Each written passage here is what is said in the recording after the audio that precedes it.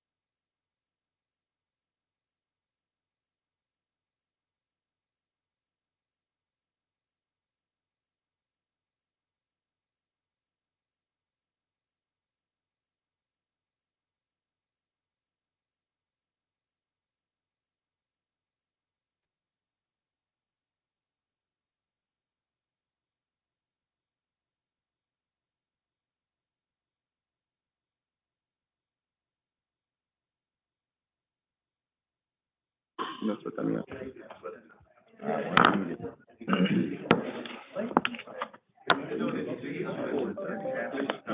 Ready to go.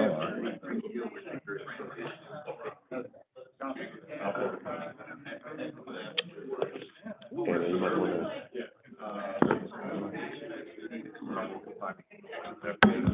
Test. I don't think that works. I heard someone. Yeah. I don't know.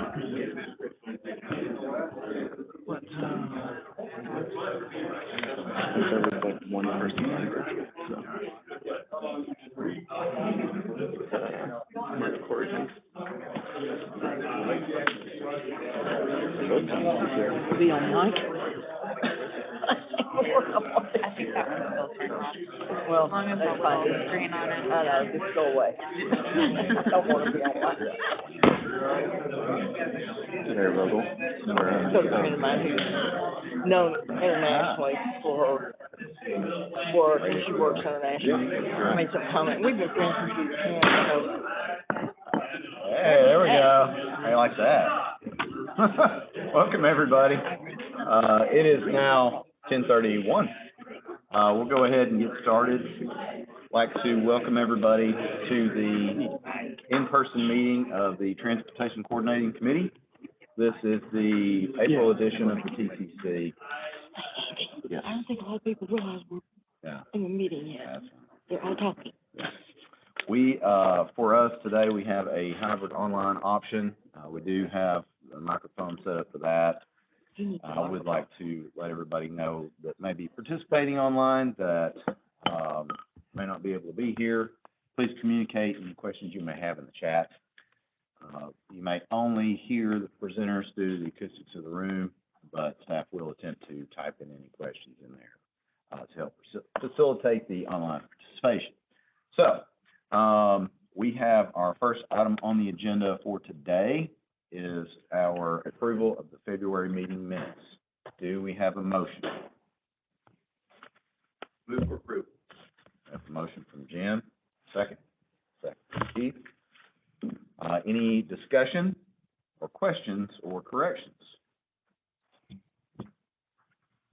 Seeing none. All in favor of the minutes, say aye. Aye. Any opposed? That motion passes. Now at this time, I'd like to move to our public comment portion of the agenda. Open the floor to any member of the public who may wish to make a comment to the TCC. Please note that comments may also be emailed to gnrc.org. Not seeing a mad dash to the podium, we will close the public comment portion of the agenda. Also, I would like to note that for today, we do not have any action items. So moving on from section 3, what would typically be in our agenda, moving on to the informational item portion of the agenda. And for this, we have the amendments to FY 2023 TIP, and I'm going to be passing this on to Anna Emerson. Thank you so much, Mr. Chair. You have in your meeting packet proposed amendments for fiscal year 22, cycle C TIP amendments. Got a much lighter load this time around than we all usually see with these, just 2 proposed amendments at this time for us to review together. The first of those being a request from Portland for their Portland Pedestrian Connector project. They're doing some minor scope revisions to the project, just revising a couple of sidewalk sections that they're pursuing through this project. They're also just revising the spread of their funding across the phases of work. Amount of overall funding is remaining the same. Following that, we have a request from Smyrna for their ITS phases 3, 4, and 5 project. They are adding funds to this project, both additional CMAQ funds that they received from TDOT, as well as local funds that they're going to need to complete the project. Happy to take any questions about those that anybody might have. You'll see that there's a note on the bottom of this slide. In just a couple of minutes, I'm going to address some lapsing funding types that we have at the MPO that we need to find a home for. I'll go into a little bit more detail about that here in a minute, but if anybody has any questions about these two proposed amendments, I'll take those. Any questions for Anna?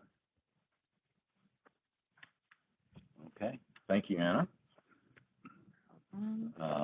Now moving along for item 4B, this is going to be our project delivery task force update. I think we're gonna We're We're gonna go through a couple more slides here, if you don't Oh, mind. okay, Sorry go to make, for it. I'm throwing you off today. Oh, that's no problem. Yeah, just really quick, these amendments will go out for public review and comment beginning tomorrow. We'll have a public hearing on April 20th at our Transportation Policy Board meeting, as well as propose these amendments for adoption at the board meeting on the 20th. Just a quick review of the schedule of this amendment cycle. Okay, so we have two different funding types that are available to our MPO that have a remaining balance that is subject to lapse at the end of this federal fiscal year. The first of those being our Highway Infrastructure Program funds. This was a funding program that we first received suballocated funds to in 2018. It provides funding to address state and local transportation needs through the construction of highways, bridges, and tunnels. We received 2 subsequent years of allocations, as well as a supplementary allocation in 2021 as part of the Coronavirus Response and Relief Supplemental Appropriations Act. Each year that we received those allocations, there was a little bit of expanded eligibility in that funding type, with the end year having an eligibility that was pretty similar to our STBG funds, pretty broad eligibility. This is a non-recurring funding program, and the allocations that we received each year expired 4 years following that year of allocation. Then, of course, most of you, I think, are pretty familiar with our Transportation Alternatives Program. The MPO receives a direct allocation of funds from this program. We roll these funds into our Active Transportation Program that we also combine with a little bit of our STPG funds, 10% of our allocation of that. So some of you have been awarded projects with this type of funding program to it in the TIP. This, of course, provides funding for on and off-road pedestrian and bicycle facilities, as well as related safety features, environmental mitigation activities, and education and outreach. These are funds that we receive an amount every year, and these funds also expire 4 years from the year of allocation. With the HIP funds, just a reminder that we did adopt a resolution in May of 2020 designating these funds for projects that have an immediate need of additional funding for either right-of-way or construction phases. So if you had a project that was experiencing cost overruns in either of those phases, you could request a funding amount from us on a first-come, first-served basis for these HIP funds. We just have not had enough large projects reaching the right-of-way or construction phase with that need that we've been able to allocate these funds and get them obligated. This table summarizes our revenues and amounts obligated and remaining balances for the HIP funds. So in 2018, we received $3.44 million. We were able to identify a project that was in need of those funds and get those funds obligated. In 2019, we received $4.85 million. We have only been able to obligate $1.08 million of those. So the remaining $3.77 million from that 2019 allocation that we received is what is in danger of lapsing at the end of this fiscal year.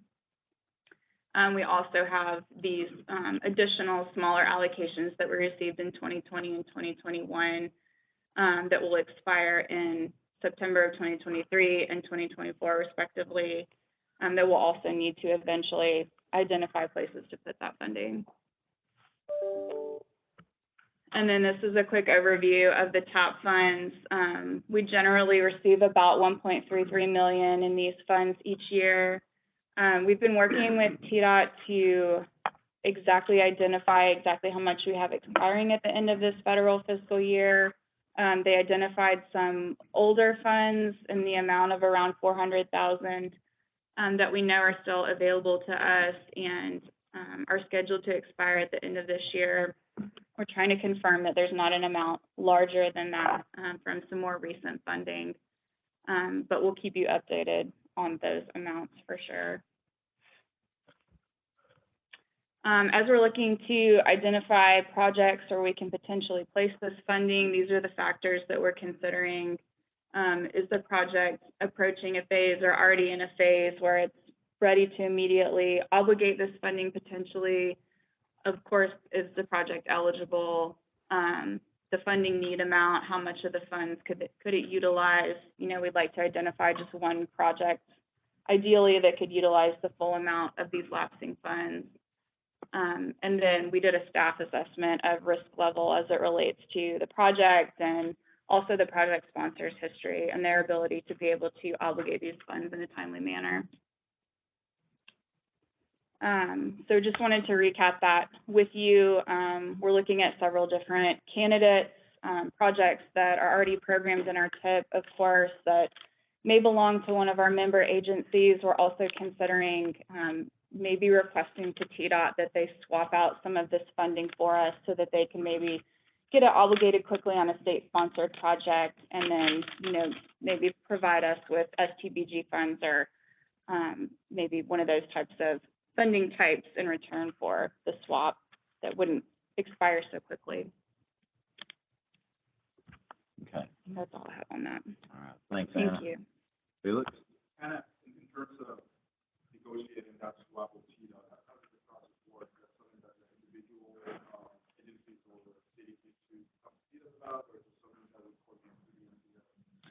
Well, it's likely would involve a conversation between us and TDOT, asking them to identify one of their projects that could utilize this funding quickly, you know, obligate sometime by the end of the summer at least, and then we would receive in return most likely some STBG funds that would then return to our general pot that would be available to projects and most likely reallocated as we're updating the TIP and looking toward the new TIP. So it's unlikely, if that's the scenario that we go with, that we'll have to engage any of our member agencies. As we've gone through this process too, I think with the easiest would be the swap, which for most of these, I think would just be an adjustment through the TIP. And so we had that disclaimer about possibly adding amendments related to this, and we're thinking, you know, the ideal situation would just be an adjustment. And in that way, it would be less of a process to, you know, get it passed through the state and federal level as well. And I think there's one other example of this that we've done in the past. I think it was like a HIP CMAQ swap on a Smyrna project. And so I think there is kind of a track record that this can be done. And we did have a handful of locally managed projects that we had identified that were potential candidates. And there's just a surprising amount of scenarios where, like, somebody's in NEPA reevaluation or someone's hung up for some other reason on a project phase, and there's just been a lot of uncertainty about the time frame on when they'll be able to move forward on actually pursuing that phase and obligating the funds. So I do think it's probably most likely we'll pursue that TDOT swap, but we're still asking some questions to a couple of locally managed project proponents. Any other questions for Anna?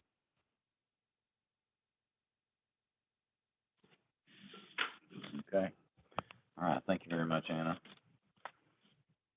All right, now, moving along to our next portion of the agenda here, talking about the Project Delivery Task Force update. For this, I'll give sort of a quick intro, being a member of the task force team there. We have members of the TCC, we have elected body members, and also GNRC staff members, as well as some TDOT staff personnel as well, particularly two representatives from the environmental division that are there present for the meetings. So this is a very good group of people. We've been able to have multiple meetings now talking about trying to hone in, I think, on a lot of the issues that we face as far as challenges to get projects up and running. Some of the roadblocks I think that we all typically encounter, I'd say maybe a better way to say is some of the frustrations that we typically encounter. And so it's been very productive, and I'll pass it on to Sean, and then I'll recap some of our sort of outstanding items and things that we're looking at there. So Sean, take it away. Thank you, Chair. So we've had 5 meetings so far, and what we're in the process of doing right now is kind of documenting the discussions that have occurred and the materials that have been presented at those first 5 meetings, to not only document it, but also for you all to be able to refer to that for those that have not been able to attend those meetings. You know, within this memorandum, we'll walk through kind of the task force objectives that we've presented some of the items that we've covered at TCC meetings and Transportation Policy Board meetings.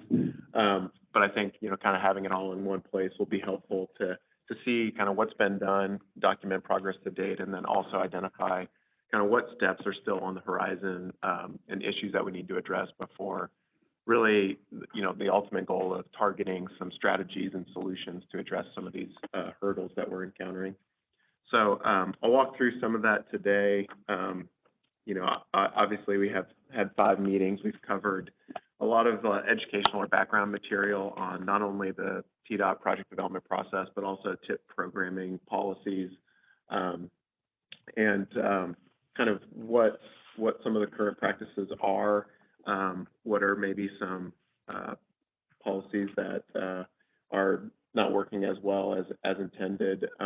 We did identify some of these common challenges that have been more long-standing, and then had an opportunity to survey you, task force members, TPB members as well on, you know, what are some of those common challenges that are even more persistent or more prevalent than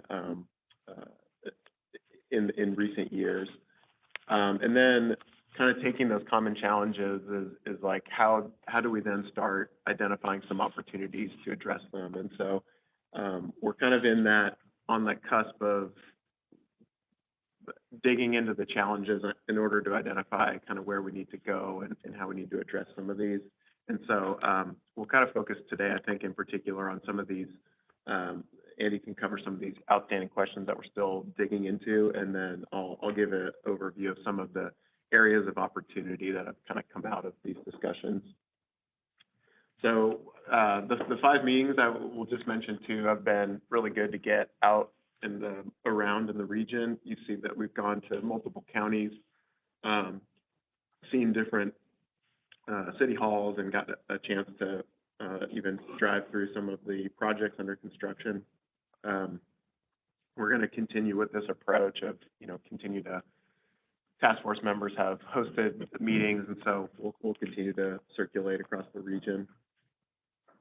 These are kind of those common challenges that we identified, and I think there was, you know, a couple of these that really were more major hurdles as opposed to, you know, moderate or minor challenges. I think the complex review and approval process on that bottom right-hand corner is one of those major challenges that has come up again and again, as well as utility relocations.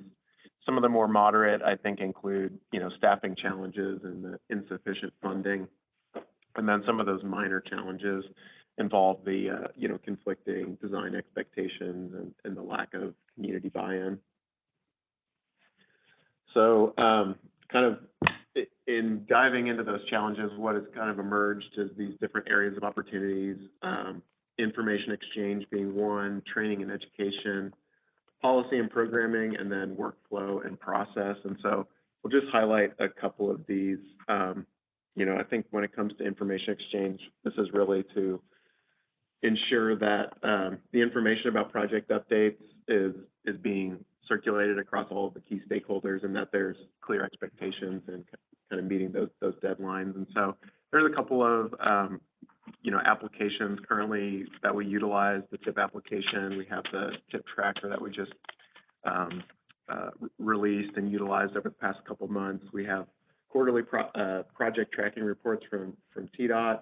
And then you know, kind of some areas of opportunity, is, you know, adding to that information exchange by applications that all, proponents can have access to and update to circulate the information across, you know, consultants or TDOT or local project proponents. And I think, the more that can be kind of in the cloud or in electronic means, we often get the static PDF email exchanges that not everybody is looking at the same document, or there's different iterations. It's hard to keep track of the latest and greatest. So some areas of opportunity there. In terms of policy and programming, you know, this deals a lot with like GNRC staff and opportunities or improvements that we could make to help you all through the TIP process. We have, you know, programming policies that not always enforced, but I think there's, you know, some things that we have been doing, such as our periodic call for projects to address any cost overruns. Not some of those, as Anna mentioned, you know, haven't always been taken advantage of, like the highway infrastructure program funding that we're, you know, still looking for candidates that can utilize that funding. But I think some areas of opportunity are, you know, looking at if there's different thresholds for kind of minimum planning thresholds before adding projects to the TIP, you know, better enforcement of programming policies, this swap discussion of potentially swapping funding with the state to make it easier to, such as the situation now where we don't want to lose funding, and so maybe there's an opportunity where TDOT needs a project to be, that can use funding now, that can be implemented this year, and then can provide us money for the subsequent fiscal year when we need funding for a project. And then also just potentially looking at, we have a number of smaller cost projects, and we program a lot of phases of work within the TIP, and so potentially simplifying that to a smaller number of projects or focusing on construction only. So these are all, you know, ideas that have been floated and mentioned. Next, on training and education, this is really just kind of elevating the awareness of the policies, the you know, regulations involved in the project development process, and the guidelines that TDOT issues. And so there's local programs training, which you all kind of go through, and we've done, you know, member orientations and county workshops, and we're always willing to hop on the phone or talk through issues. But this could also be an opportunity to have a similar kind of like TIP certification or education course for proponents that are not going through the process as frequently as others. And then lastly, workflow and process. I think this kind of gets to that review and approval process of just getting greater predictability and you know, reliability in terms of what's the expected time frame, and as projects move forward, kind of when you can expect review and approval to move on to the next phase, or you know, similarly on the proponent side, when they need to know what they need to do next in order to get that project continuing through the process. And so I think what's been talked about here is just consistent timeframes for review and approval. And then another one that's come up a number of times is there's a lot of different projects, bike ped, sidewalks, intersection improvements, road widenings, and so potentially greater flexibility in that process to maybe accommodate the smaller scale projects that may not check all of the boxes or need to go through every step of the project development process. So with that, I'll turn it back to Andy to discuss some of the immediate next steps of kind of translating some of these areas of opportunity into recommended action. Thanks, Sean. So one of the things we wanted to cover, I think, with the next steps is obviously these more discussion on, with TDOT staff in particular, on maybe some opportunities for, I would say, some time-saving opportunities are probably the biggest issues. So, you have with you, should have at your desk there, two-sided, talk through some of the obstacles and areas of opportunity on the front. The back side, I would say, outstanding questions, which it was noted, I think Mayor Reed may mention that the outstanding questions could be outstanding in more than one way. Questions that are unanswered and questions that are really good questions. So I would say that we could probably spend an hour or more discussing some of these, especially you dive down in the weeds for some of these types of questions. But you see all the bullet points there with several different areas that I think are really what the task force, based on discussions that we've had, really been able to boil down to these key areas. And I think what's to be noted out of these is, I think these are where we see the greatest opportunity for time savings and or coordination on projects to help facilitate. And so you see several different ones. One size does not fit all.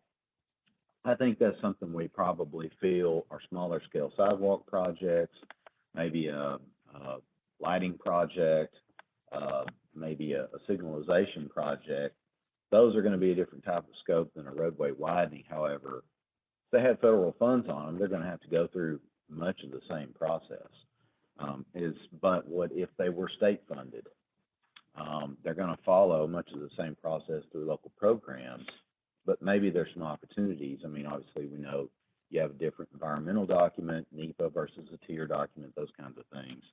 But a streamlined type of checklist. We look at the flow chart. I think everybody's looked at the local programs flow chart. It's extremely cumbersome and daunting.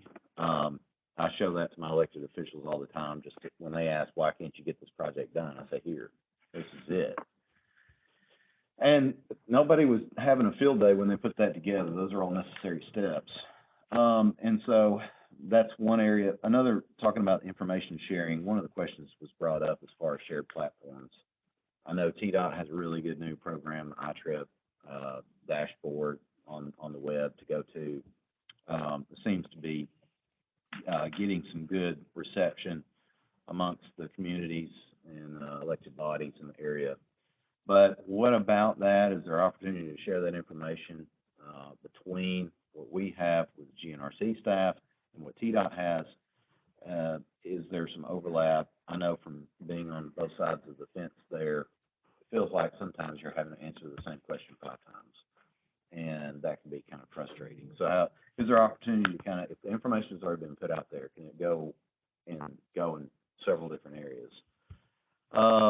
I'd say communication of changes and their impact. For me personally, I felt a good example here recently that I brought up on that was the changed requirements for driveway easements. I don't know if anybody's run into that, but you may not have a right of way on a project, but you may have to go and adjust the driveway tie-in. And that driveway tie-in may go outside the right of way. Past policy has been that you don't have to go and acquire any kind of an easement for that.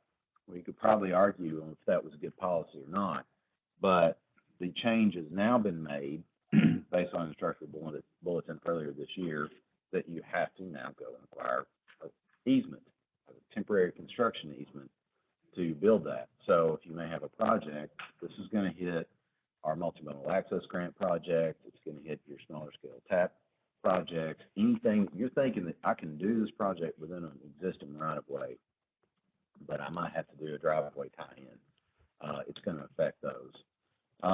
And so that's a changed condition. How do those get communicated to us? What are those impacts going to be? Are there maybe some opportunities of locking in once a project is in a certain phase, once it reaches a certain point? Unless there is a key federal law change, a state law change, that we can't, but there's some points that we can't contend with. We've got to accept that to some degree. But what about some of these? Maybe there's some grandfathering in if you're in a certain step. Maybe you're already to the right-of-way phase. Maybe you already have your NEPA document. Maybe you already have, maybe it's a contract with TDOT. Your contract with TDOT sets the parameters of what the project's going to be. anything that could go outside that maybe is an opportunity there. And so the, moving on to conflicting comments, I know that we have discussed that kind of at length. I think Jonathan Marston, I think, if I gave him the floor, he could probably go on for a while on the conflicting comments, and probably me included. Multiple comments amongst multiple divisions, many times those will conflict with one another. And I would say probably what's worse is multiple full reviews of projects. You can have a project and it could get reviewed by the same division 3, 4, 5 times, and it's a new person every time with new comments every time.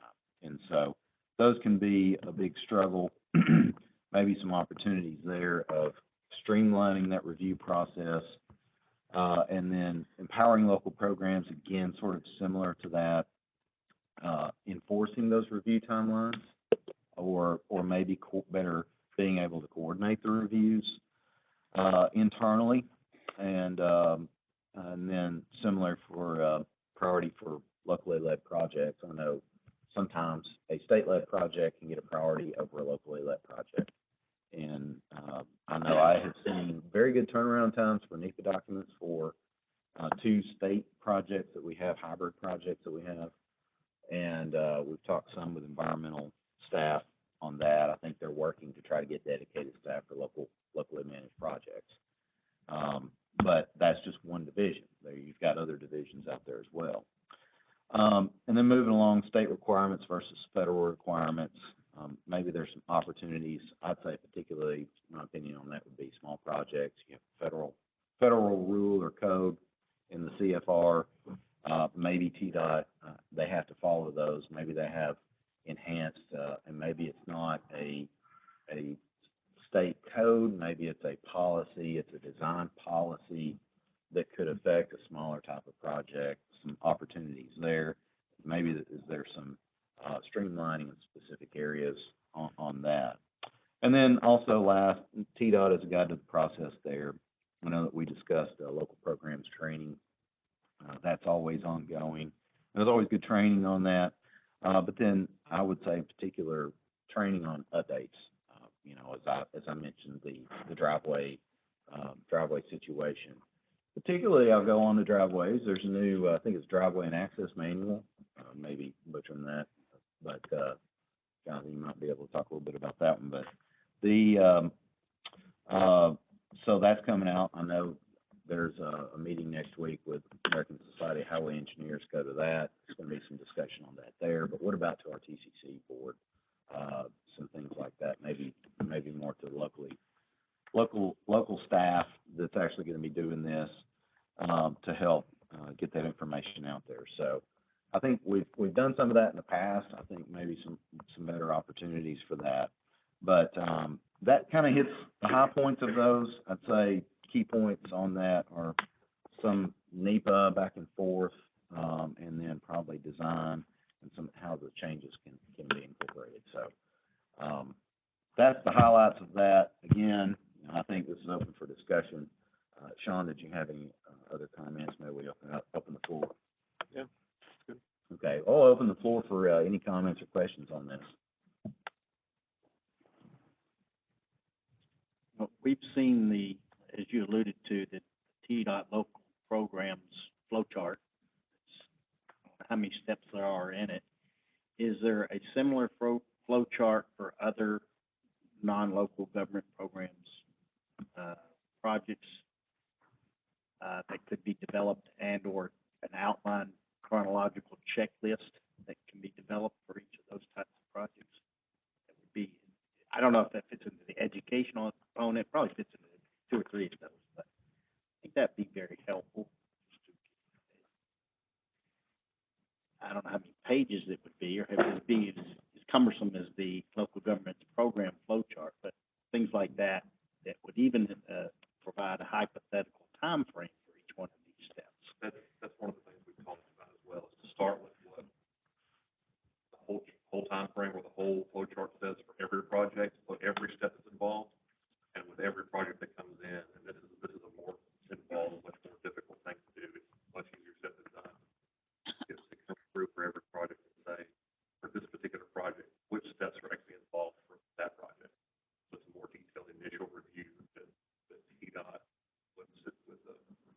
say, hey, yeah, we agree that these steps are needed on this particular project, and like you just said, what's the hypothetical, we know we can't predict exact timeframes, everybody understands that, but what is a realistic timeframe that we can both agree on, that we can at least present to each other, present to our elected officials, present to the public, and say, this is what we believe is gonna be a realistic timeframe. At least you can see and track along whether we're meeting our expectations or not. It's not just, you get it back when you get it back. That's, we've talked about that, but like I said, implementation of that's much more difficult than, much easier said than done. So, there'd be a lot of time involved in taking a massive checklist of every one of those steps. One of the things I like to joke with our elected officials, or when we do our Citizens Government Academy, is if you notice that long flow chart, which, Andy said that right, every one of those steps is a required step that needs to be in there. But if you notice, if you look really close over to the left, that flow chart actually starts on step 3. They don't even, the first 2 steps aren't even on there. So it's all fit. So it's a lot of steps. So to have to sit down through every project and figure out what's on every project could be very cumbersome. That could take up a lot of initial time. So you could lose a lot of time on the front end just figuring out what's required for this project. So there's a balance of, we want to figure out what's best for your project, but we also want to figure out, we don't want to waste more time either. We don't want to waste time on the front end to save time on the back end. Does that make sense? So, but that has been, it's the exact thing we've discussed that. Okay.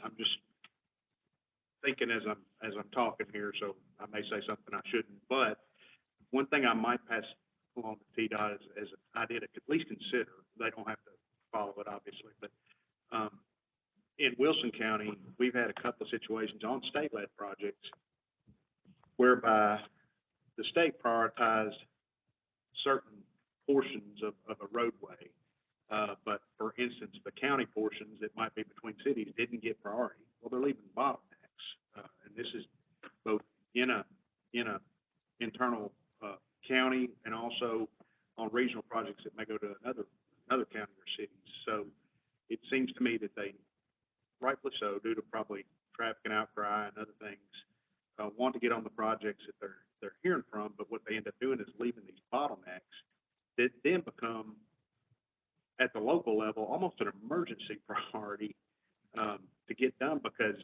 they'll widen the road out to 5 lanes,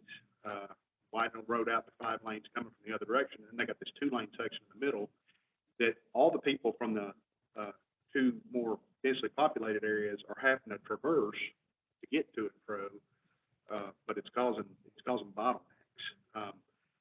And I've got at least 2 circumstances like that in Wilson County that I can think of right now, that I think if they've not already, and I know they've already heard a little bit from local elected officials about, but at some point, would it be more logical for them, if they're going to start working on a roadway, to go from one end to the other, rather than starting on both ends and leaving the middle to languish?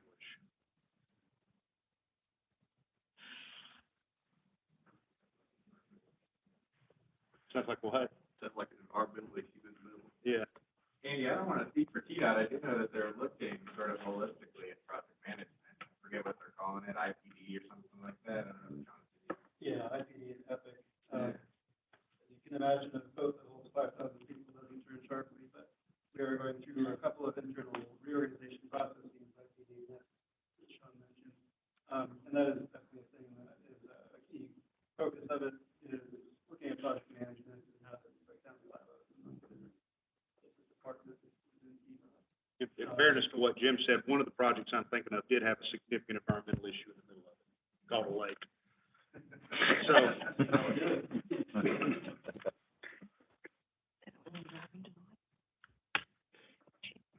I did want to mention, Jim Kerr, Glenn Harper, and Jonathan Marson are the other representatives for the TCC. Oh, forgot. Josh, you? Okay, I forgot. Sorry. Leaving Josh stood it out, so. Those are your representatives that we have here, from the TCC on the meeting. Any other comments? I would like to mention, but we have had some pretty direct conversations with TDOT and everyone, so it's not like nobody's really sugarcoating anything. We're trying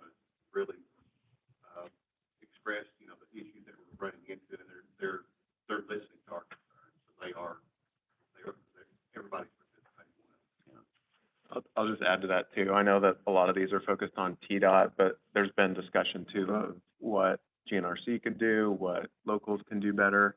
So it's kind of, everyone has to come with the willingness to change or, you know, have some flexibility in order for this all to work. Also had discussions about federal housing. Yeah.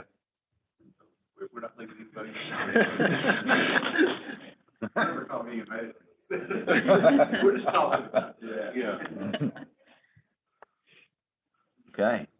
No other discussion on that. I guess, for the sake of time, we'll move on to the next, item on the agenda, which is an update to our 2023-26 TIP development. And I'm gonna pass that back to Anna. Right. Still chugging along on our efforts toward the development of the new TIP. We appreciate everybody being so responsive and bearing with us through this process. I know it can be kind of tedious when we're reaching out to you time and time again about your projects, but it's necessary to the process for sure.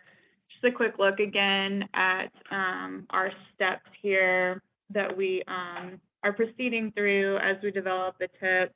We're still kind of on this first building block, if you will, where we're compiling project funding requests and related updates on where those projects are in the development process.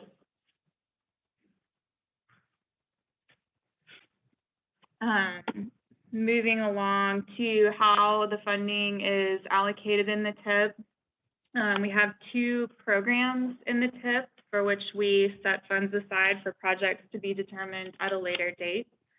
Those being our active transportation program, for which we set aside 10% of the STBG funds that are directly available to the MPO, as well as all TAP funds that are directly available to the MPO. And then our technology and transit program, for which we set aside 20% of our STBG funds. And then the bulk of the TIP is funding allocated, of course, to specific projects programmed over the next 4 years. Our existing already programmed funding that exists on project phases that are not yet obligated, plus the new revenue that we expect to receive, equals around, I think that may be a typo, is more like 260 million. I think for the existing commitments, so like what's being carried over from the existing TIP is 206, and then we can get into the other the other slide about the additional funding requests that you all have submitted on those existing projects as well. Yeah, we'll take a look at our revenue table here in just a minute. So our requests for additional funding on those already existing projects totals $298.5 million. So as you can see, we're already seeing a shortfall in available funding just for projects that are already in the TIP and additional requests that are associated with those projects. So this is just a breakdown of how it's looking like at this time our funding is going to be split among projects in the TIP. We, of course, have the majority as already programmed carryover, a percentage that represents those additional funding requests on those already existing projects, and then our set-asides for the two programs that I mentioned.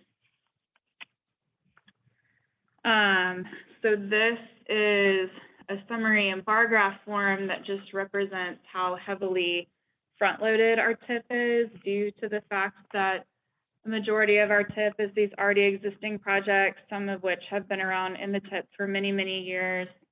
Kind of a more healthy TIP would look more like those funding requests, maybe not necessarily additional for existing projects, but just funding requests in general, and hopefully for new projects as well, would be spread more evenly with that programmed carryover across the 4 fiscal years of the TIP.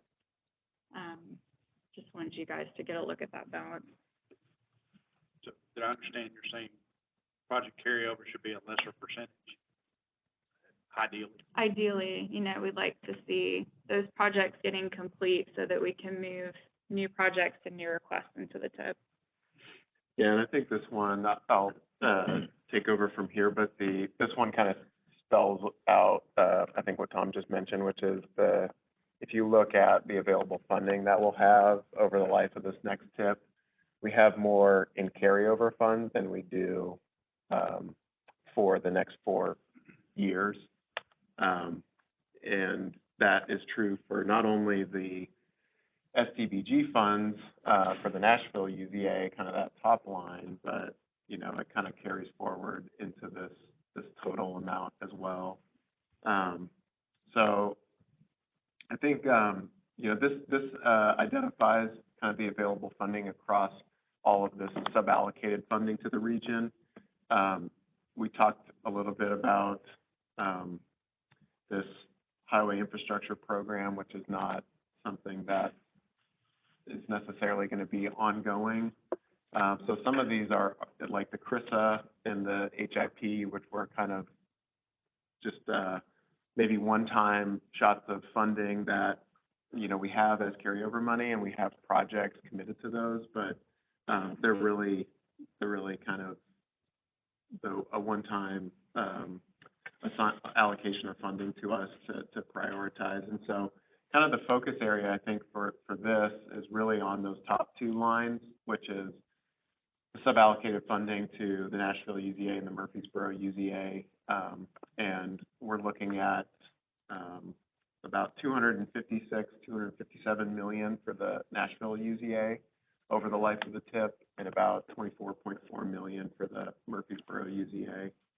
And so a lot of those projects that are programmed with our sub-allocated SCBG funds are competing for that funding. And so I think that there is, we're still kind of trying to work through the numbers, but I think they're right now with our carryover program that we indicated about that $206 million amount.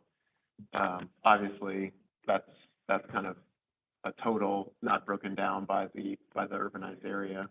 And then you factor in those additional funding requests, we're getting pretty close to that available funding amount for our sub-allocated STBG. One piece of funding that will kind of help out with some of potentially offset those additional funding requests is this new program, the Carbon Reduction Program, which is part of the Bipartisan Infrastructure Bill, or the Infrastructure Investment and Jobs Act. It allocates formula funds to the urbanized areas across the country. So we would be looking to get, you know, the total annual amounts over federal fiscal years 2023 through 2026 would be about $11.1 million for the Nashville UZA and $1.5 for the Murfreesboro UZA. And this is one that we're still, Sean can maybe speak to this, the basic program guidance, you know, has eligible projects as ITS, electrification upgrades, public transit, bike ped facilities. So a lot of projects that are very consistent, or consistent eligibility with CMAQ funding, and also projects that we have traditionally done in the past with the Active Transportation Program or Transit and Technology Program. And so although this program is still under development at FHWA, I think one possibility is, you know, kind of utilizing this new funding source to, you know, replace STBG funds through the Active Transportation Program or the Regional Transit and Technology Program. So obviously, we're still awaiting the guidance, but Sean, I think you might have more details on the timing of when that guidance would be released. Yeah, so actually, we haven't been able to issue any program guidance on this yet because this was a new start program in the bipartisan infrastructure law, and the Appropriations Act at the time that law was passed did not allow FHWA to start any work on new programs. We can only work on continuing programs. So the March Appropriations Act, the omnibus that was passed then, did allow us to go ahead and start working on it. So we were sort of, we were all directed, no work on carbon reduction, no work on the new Protect program, the resiliency program, until that last Appropriations Act was passed. So our program offices up in headquarters are working on guidance. We should be seeing something pretty thing that is required for carbon reduction is, TDOT is gonna be required to develop a carbon reduction strategy. They've got 2 years from October 1 of last year to develop a carbon reduction strategy that's gonna demonstrate, what they're gonna do with this funding to actually benefit carbon emissions, to prove a difference there. Even down to identifying, project types and how the program is gonna, or how the funding is gonna be used. So, we don't have any real guidance on what that strategy is gonna look like. There is a requirement that they work with MPOs in developing that. But yeah, I mean, as soon as we get any additional guidance, we'll share it with you guys. But was there anything else, Sean, that? No, I appreciate that explanation. I just have a question about your formula breakdown. Probably include you for an answer. So back on that slide, has that been informed by the federal census 2020 data yet? And what I'm getting at there is, are any of the geographies going to change? Like, are we going to see a new UZA for another municipality or anything like that within our MPO? So no, we haven't seen any of those UPAs, be defined yet by the census, or had a chance for FHWA to then incorporate that into our program. So, we might end up seeing that impact at some point. But those numbers are based on the latest apportionment notices. The reason I was asking is just from the standpoint, how much can we take this kind of proportionality to the bank, or is it all gonna, are they gonna change due to changes in geographies? If that makes sense, based on Yeah. state data. Yeah, I think that's, Max has got three. Yeah, I can, just mention that they did finalize the criteria for establishing, urbanized areas. It's significantly different than it was a couple of years ago, so Tom, to your point, I think, things may or may not change a lot, probably will change. They have identified late summer as when the, urbanized areas will be coming out. So after that point, then we'll go through the process of smoothing for the federal aid urban boundary. Allocations will probably be reflecting of the 2020 census. So right now, it's all based on 2010. Okay, thank you. This seems like very similar program to CMAC. Covers a lot of the same infrastructure types. Are the matching provisions are in here? Or can these be combined with CMAC funds for funding various projects? to be determined. Well, yeah, I mean, combining it would be a programming decision. I think that's into the fit. It is very similar project eligibility to CMAC.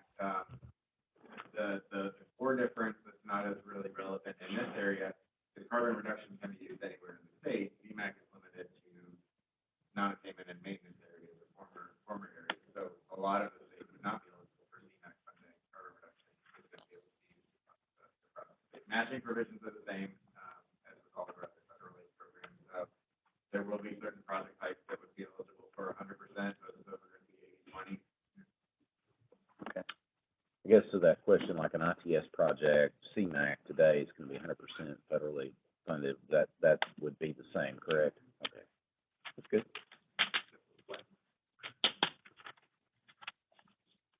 Okay. I'm not gonna reduce CMAC funding to essentially steer you in this direction, though. You know anything about that? No, CMAC, I think, remained pretty level, yeah. through the latest bill. So this is on top of. Yeah. I think Just Tennessee parallel. statewide apportionment for CMAC was just under 40 million for FY '22. Carbon reduction is maybe around 25, 27. And the number that we have shown, is that a direct allocation to the, MPO area? Okay.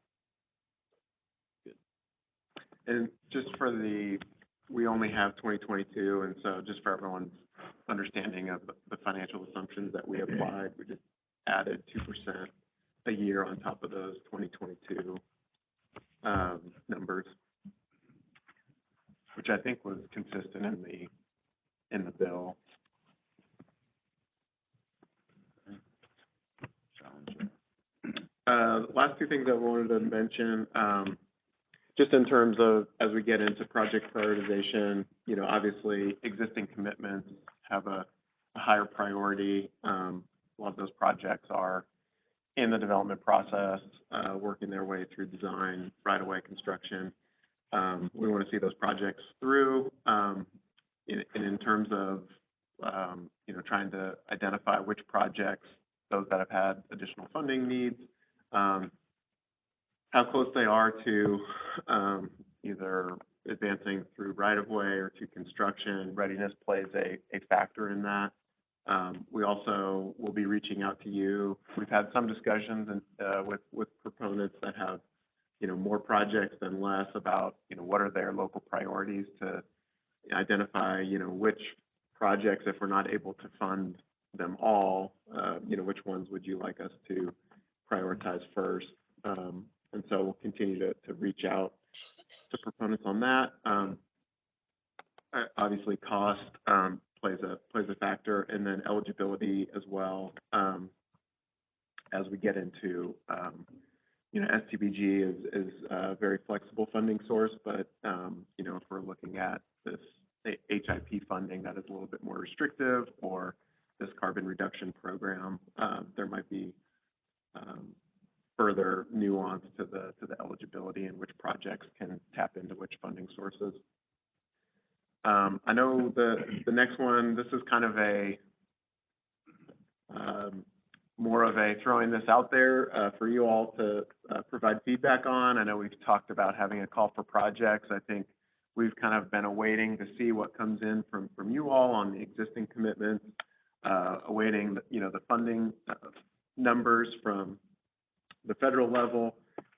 So now, you know, I think it is a time now where we can have a call for projects, but I think it's with the understanding that there isn't a lot of funding to be available for, you know, large new projects. We typically look to the regional transportation program or the regional transportation plan for those kind of next commitments to move and implement through the TIP. If you have projects in mind that are identified and funded in the RTP that you would like, that are ready to move into the TIP and be programmed in the next 4 years, please let us know. I think we were brainstorming some other possible opportunities as we've gone through this project delivery task force discussion.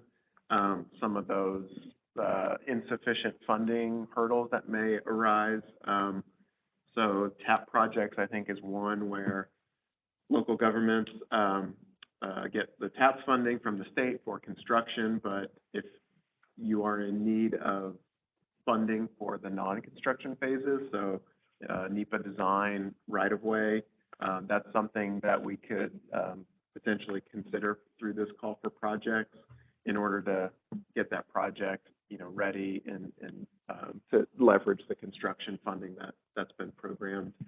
I think another opportunity that, you know, if it wasn't clear when we were asking for updates on the existing projects, is if you have any cost increases for active transportation program projects, TAP projects, multimodal access grant projects, safe routes to school projects.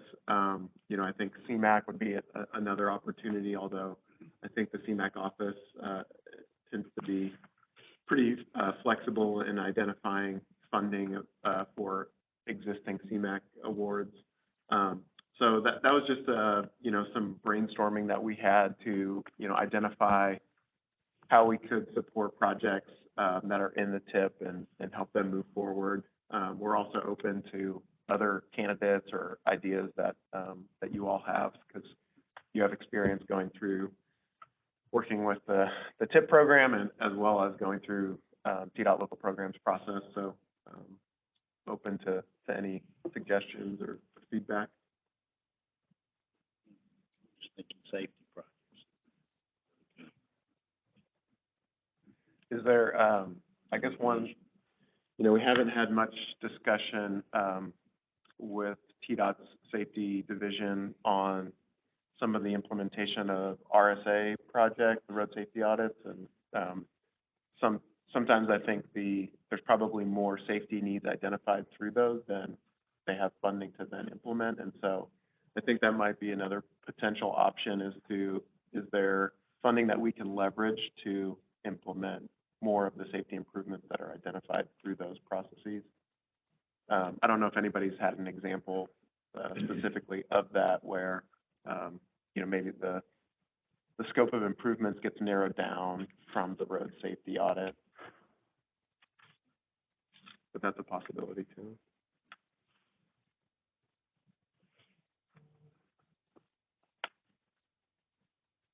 Any other questions, comments for Sean? Okay. Thank you, Sean. Moving on to our next item of the agenda, this will be the annual call for studies for the UPWP. I'll turn it back to Sean.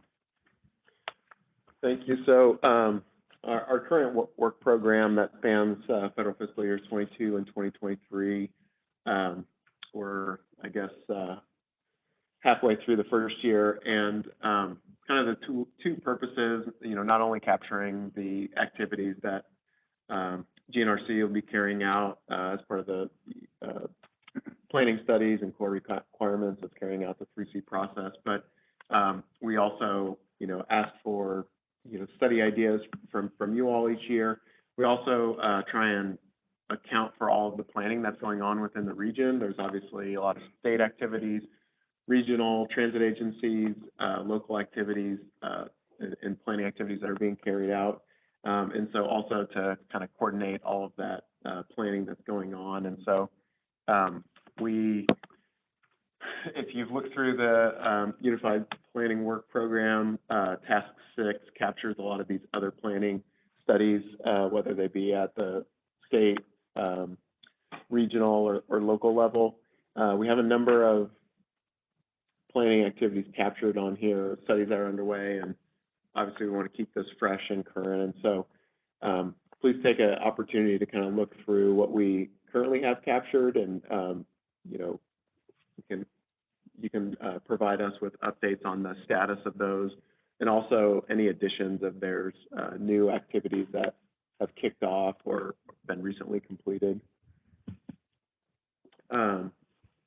In terms of kind of planned activities that staff is carrying out, I know we've talked about this regional growth management study that is kind of the first priority to kick off. I know we've talked a lot about how to support local governments when with all the growth and development that's occurring, to leverage some of the transportation or manage some of the transportation impacts associated with that growth and development. And so looking at, and we've discussed a lot about looking at impact fees and traffic shed analyses and other tools to support locals in that effort. And so we're just working through some discussions with TDOT just to confirm kind of the PL funding levels before we embark on this effort. But that would be the first of kind of two consultant-led efforts, the other being the regional freight study. But the regional growth management study, I think, would be the priority, and to move forward with that first before kicking off the next phase of a regional freight study. The other one we wanted to mention is this Coordinating Human Services Transportation Plan. We've had some initial talks to coordinate with all of the stakeholders within the region on this. It's a lot of different stakeholders from transit agencies, and last time we focused on the kind of Middle Tennessee area, so working with Clarksville MPO as well as Mid-Cumberland Human Resources Agency. And so we'd like to continue focusing on that geography this time around. And so done some initial outreach to just touch base with some of the other stakeholders in that effort. WeGo, Clarksville MPO, Clarksville Transit Agency, and hope to get that underway in the near future. But that would be an update to focus on, assessing what those needs and transportation services are for elderly individuals with disabilities as well as persons of, with low income. And so, I think, that'd be another exciting effort. And, given GNRC's, area agency on aging disability, I think, we could tap into a lot of staff expertise, on this effort too, that, we didn't have in 2016.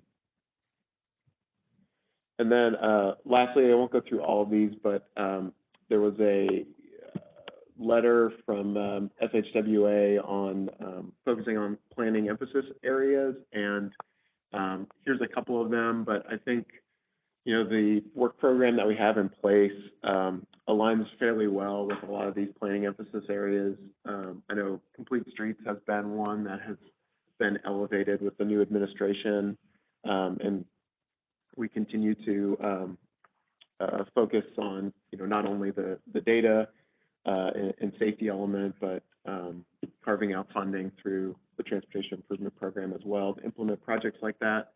The equity and justice and transportation planning, I know we've done a lot of analysis related to that to inform project selection through the Regional Transportation Plan. And Carson Cooper on our staff has presented at several FHWA webinars on the analysis that she conducted on vulnerable populations. And then also the data in the transportation planning, I think, is another one of working through carving out some of that COVID relief funding to set ourselves up for big data software purchase or platform acquisition in order to kind of supplement a lot of the data that we have with the transportation model to get kind of more real-time conditions on what's happening, kind of the origin destinations, and then what are the kind of usage or volumes across various modes of transportation. So it's exciting to see that these emphasis areas are fairly aligned with work that we had already kind of identified to target for the coming years, and we'll await additional guidance on this. And then lastly, just be taking, please, I'll follow up with this survey link, but for you to provide any feedback or requests, and then that way we can compile some of the updates and additional requests into amendment of the UPWP to take up in June.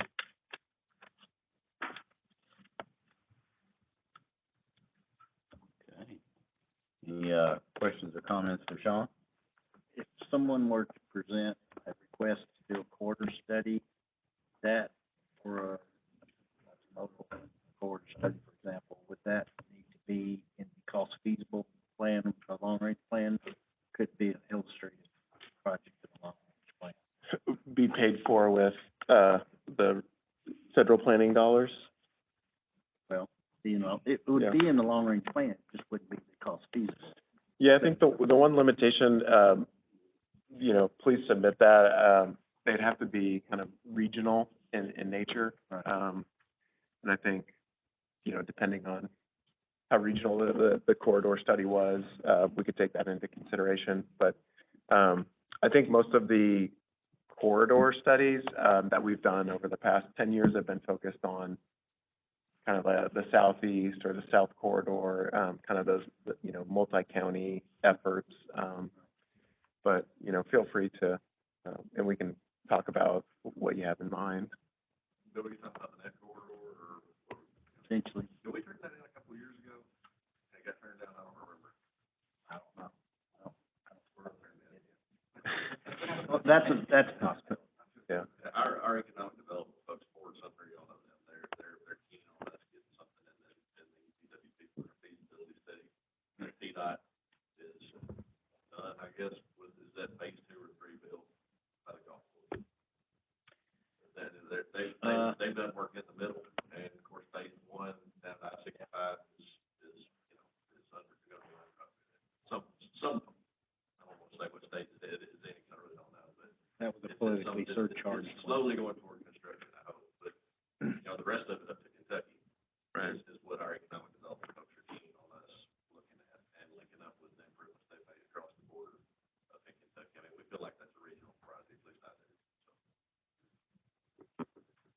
And then I think related to this too, the, TDOT, or Jonathan, you might mention this, is the urban transportation planning grants.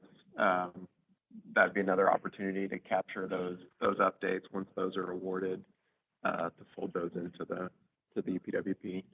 I know you guys wrapped up now on the Sumner County Active Transportation Plan. Consultants finishing up some edits, I guess. It's got a draft to it at this point. Great. Hopefully look for that next month. I don't think it's got anything to do with this, but it made me think of it. You know, several months ago, we had somebody presenting about software, that would be that software that was kind of like data transportation. And all that psychographic information, three line. Yeah. Know where we were at on that, or if that was something that was still gonna occur. We're still very interested. Yeah, and we're in the process. We submitted the project initiation form through TDOT recently to get that and get the notice to proceed so that we can conduct the request for proposal. So.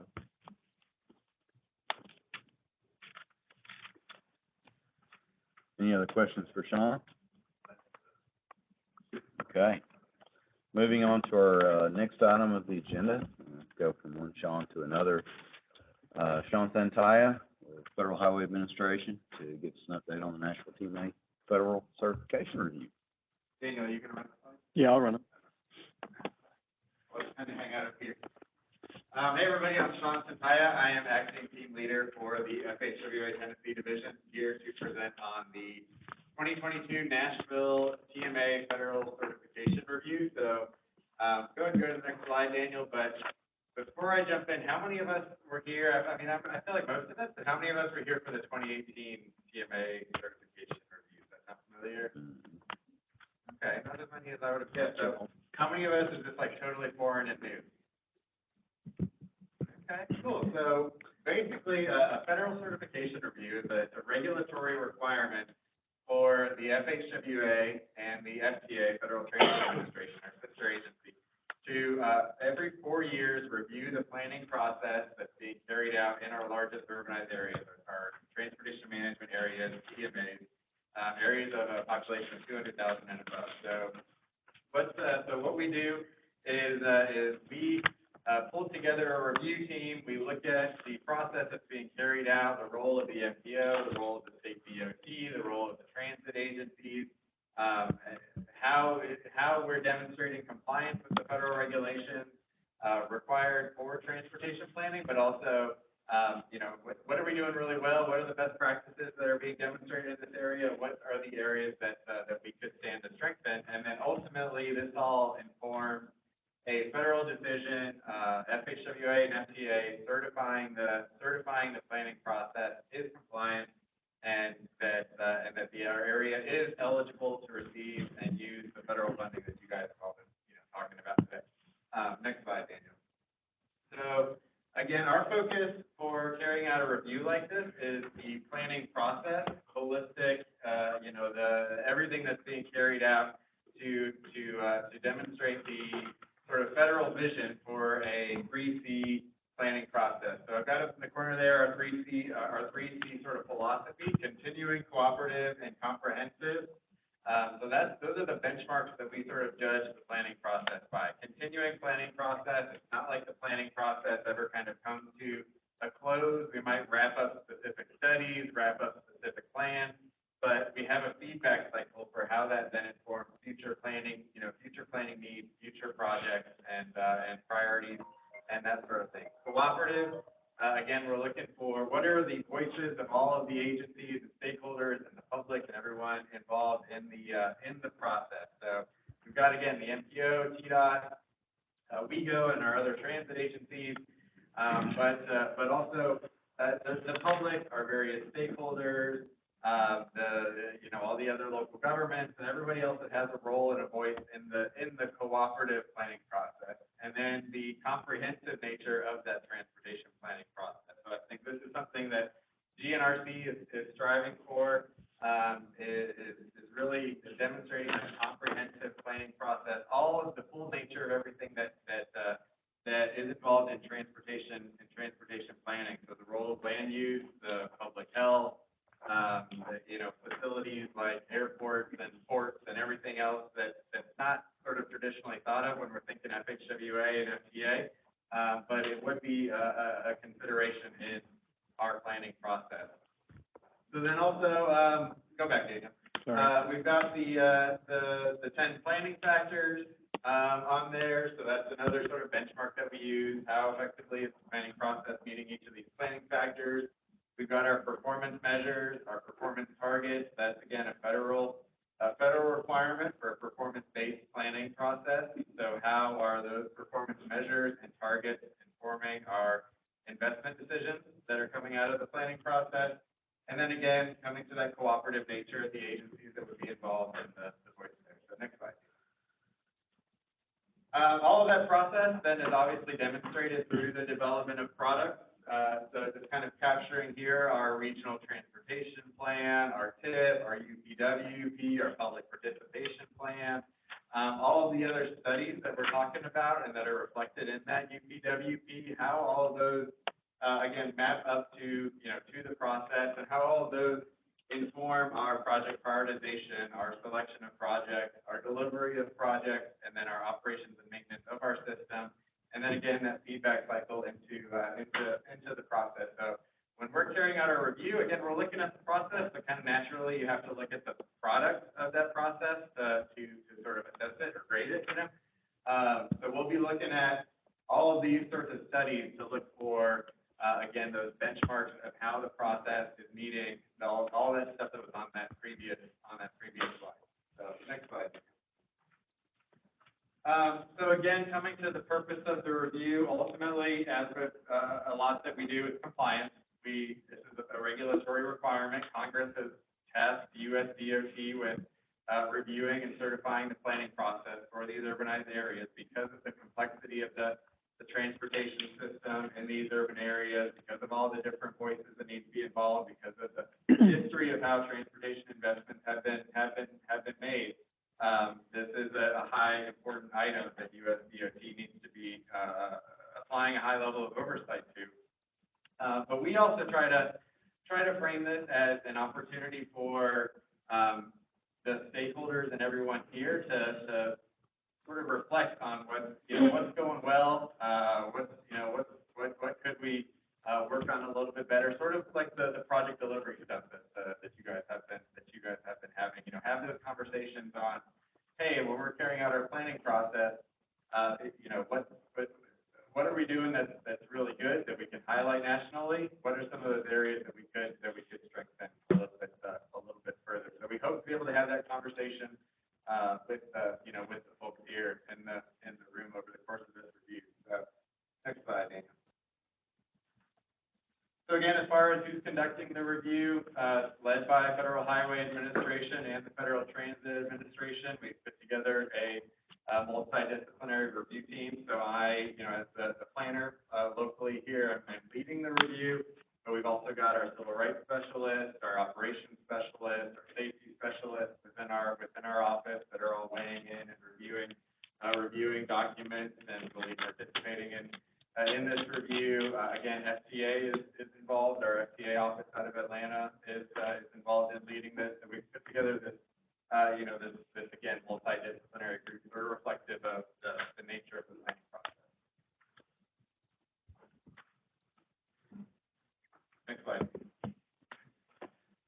So in conducting the review, those of you that were here for the 2018 review, it's going to be a little bit different. This isn't necessarily as applicable to this body, but the first step that we carry out in doing a review like this is defining the scope of the review. And this is relatively new to our office, so we're carrying out a risk-based review. So we are rather than looking at the full 23 CFR 450, checking every single box that's defined in those regulations, we are having early conversations on what are those areas that there's a potential risk or a potential threat to the planning process. What are those areas that are of highest value where we know that there's good stuff happening and we want to highlight that stuff nationally? What are the areas that are high priority for this planning, for this region?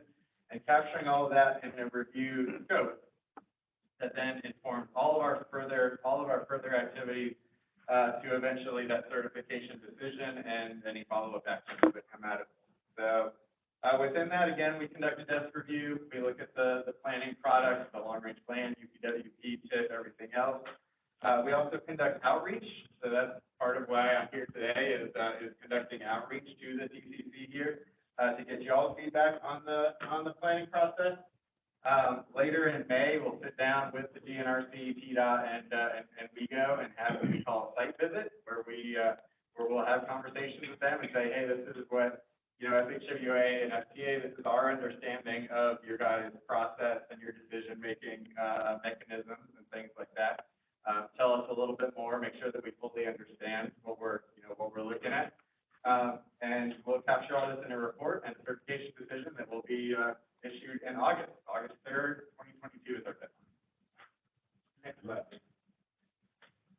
So, from you all today or further on down the line, it would be just great to get any feedback that you might have on the process to inform our work, to inform what we should be looking for, what we should be highlighting and capturing, in a report. So happy to take any comments or conversations today to these kinds of questions, or anything else, any questions that you guys might have. But it's, what are your views on the planning process? Do you feel equipped to participate in the process? Is there something that maybe is, keeping you from fully participating? Do you, anything that could be done a little bit better? How well do you understand that process? What's going well? Again, we use this as a chance to kind of puff our chest out and sort of shake our tail feathers and show the country everything that we're doing well in this area. So that is one objective of FHWA, is to highlight the good stuff that's happening, but also what could go better. So happy to take any comments today, or Daniel, next slide. We do want to hold a listening session, probably virtual, just because time has gotten away from me. Next week. So Sean, I will work with you to get an announcement out to the TPV and the TCC. So a dedicated sort of office hours style session where we'll have that review team available for any of you all that want to come in and just let us know, your comments, your feedback. So that'll be a week from today on April 13th. Or we're happy to accept any emails, comments. So I've got my contact information there, as well as my counterpart at FTA Region 4 in Atlanta. And just for the sake of having this inform the site visit that we'll be having with folks, we do ask that we get any comments in by May 1st of the year. I think that's all I got. Next slide, Dan. Yeah. So, yeah, again, happy to take any comments, feedback today. I know that was quick, but appreciate the chance to present. Thank you, Sean. Any questions or comments for Sean? For those who weren't here last time, could you kind of summarize the main issues that y'all presented and found fault? That's not the right word. Had some suggestions for improvement. Yeah, absolutely. So there were 4 what we call corrective actions with the last certification review that we determined to be compliance issues, and they've all since been resolved. One was related to the congestion management process, just refining and further sort of empowering the congestion management process. That is a regulatorily required process for the planning agencies to look at our areas of highest congestion and define strategies to be able to address that. So there was that issue. There was a little bit of a concern with the public participation plan and its datedness. It has since been updated. I think a little bit of a concern with how the FPO was meeting the public participation plan, and then there was an issue that came up with not being fully compliant with required planning agreements, if I recall correctly, and so that actually spurred TDOT to look at planning agreements across the state with all of the FPOs and execute new agreements that define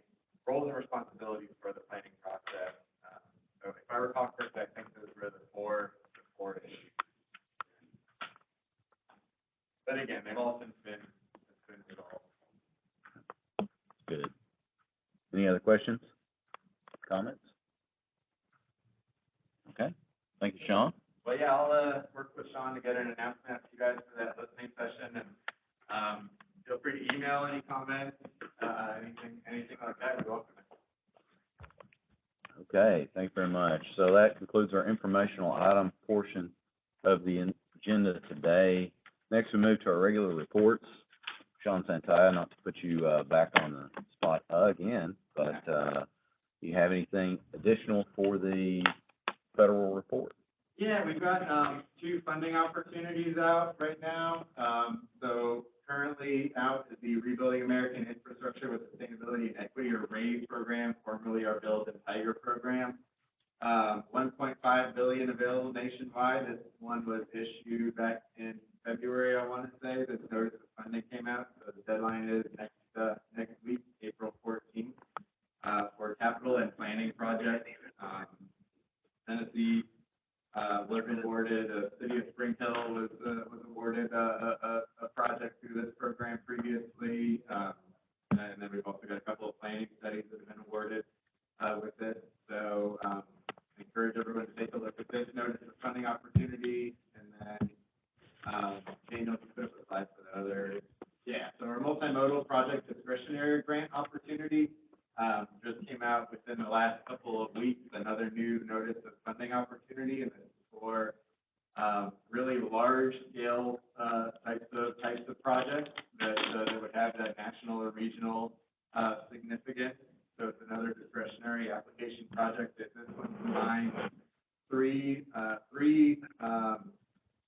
sort of discretionary programs, 2 new programs and 1 legacy program. So the infra program, everyone, well, that one's been around, so folks will have heard of infra as a program targeted towards primarily towards freight and goods movement types of programs. MEGA is a new program out of the bipartisan infrastructure law that's focused on large multimodal projects, and then we also have a new rural surface transportation grant program targeted towards investment in our rural areas. So what USDOT has done, we've combined these 3 programs into 1 notice of funding opportunity. So that is out currently. So, you know, if you have any projects that would, you know, come to mind, let us know, and we encourage applications, and those applications will be due May 23rd of 2023.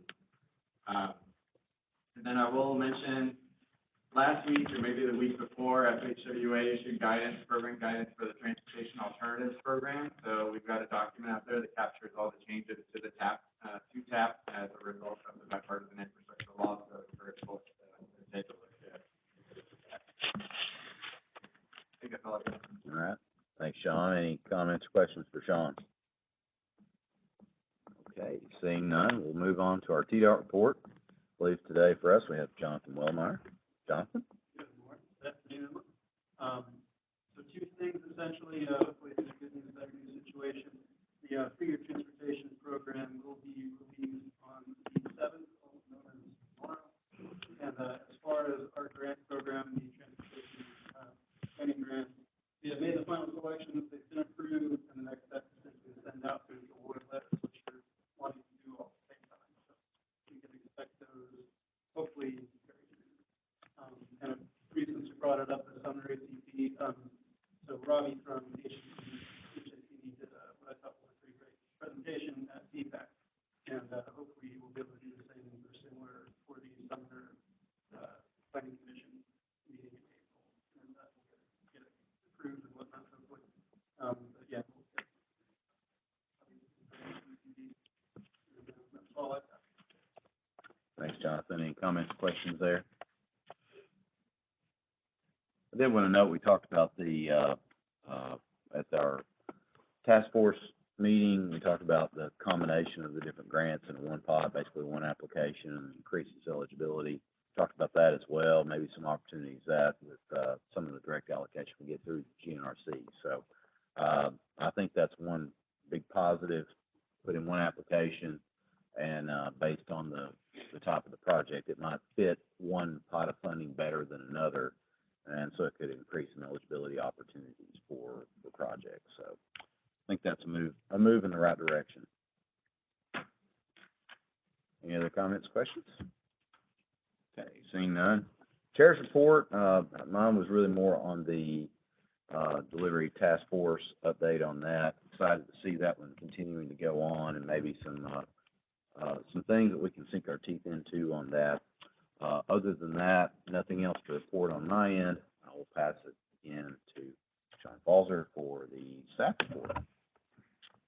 The only thing that I'll mention is, I think I indicated this at the last month's meeting, but the vital signs report, the 2021 report is available. Encourage you to check it out at the link below. It looks like this. I've got one copy if you are the first to get to me. You're welcome to take it home, but it's good and covers a lot of the emerging issues, like childcare and housing that have definitely been rising to the forefront in the last year. 12:01. All right, thanks, Sean. One thing I'll mention on the vital signs, take a look at that. One thing to note, we don't have enough houses. We're creating more jobs than we are houses, than places to live, so, it's very interesting. I did not expect that, so, okay. Thank you very much on that. Before we adjourn, is there any other business, anyone would like to bring before the board? Okay, seeing none, I'll ask for a motion to adjourn. Motion to adjourn. We have a motion, we are adjourned. Leave your name tags on the tables, please.